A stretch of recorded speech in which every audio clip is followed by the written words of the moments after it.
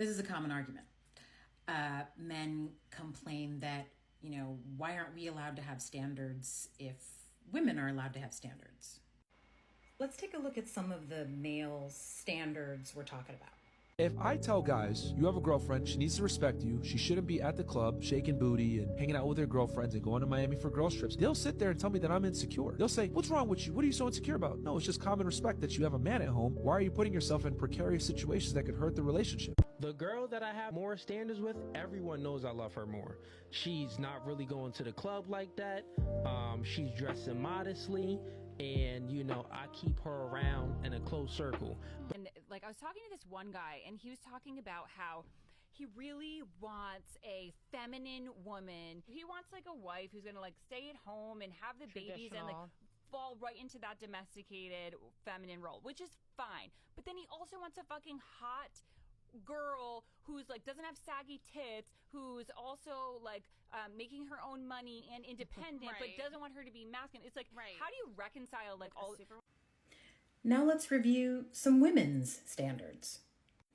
This is from Glamour from 2022.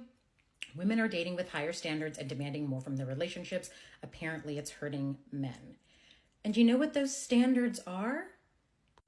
So let's review for a second. Some of the men's standards were dress modestly, no more girls' nights, don't go out without me, be feminine, have a low body count, but also be hot and never get fat, want to have children and be a traditional feminine wife, but don't be a gold digger. You have to bring something to the table. Meanwhile, women's standards.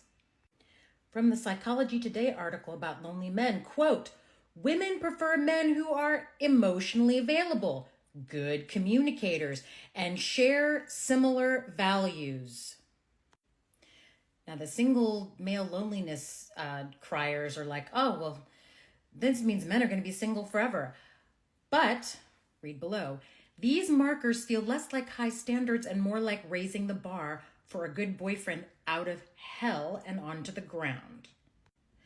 Good communication, emotional intelligence, emotional availability are hardly strict criteria to help you find a great partner.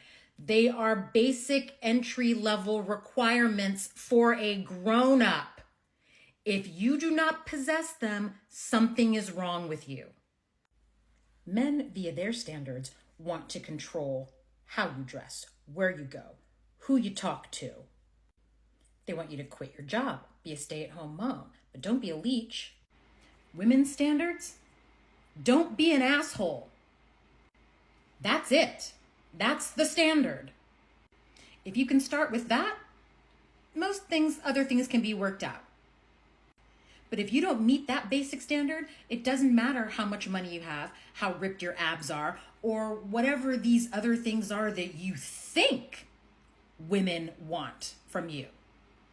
Those don't matter if you don't meet that first basic standard. Don't be an asshole. I don't know why this is so difficult to understand or achieve. The reason men have the standards that they do is because they want to control you. Why would these traditional men insist that you quit your job when you have children? Because if you don't have a job, if you don't have access to income of your own, it makes it harder for you to leave them. If you stop hanging out, spending time with your girlfriends, it weakens those bonds and those friend circles. It eliminates your social support system, which makes it harder for her to leave you. And why do so many men exhibit these controlling behaviors? The answer is in one word: entitlement. This is a New York Times book review of a book called Entitled, which came out in 2020. Let me call your attention in particular to this section. The book goes on to parse the various goods that men in man's reckoning have been conditioned to feel entitled to: admiration, sex, and consent. A home where somebody else uncomplainedly does most of the childcare and housekeeping. Some of these things are feminine coded, she writes. Others, like power and knowledge, are typically reserved as a masculine prerogative. Consciously or unconsciously, men feel entitled to control women because they don't see women as people. They see women as objects.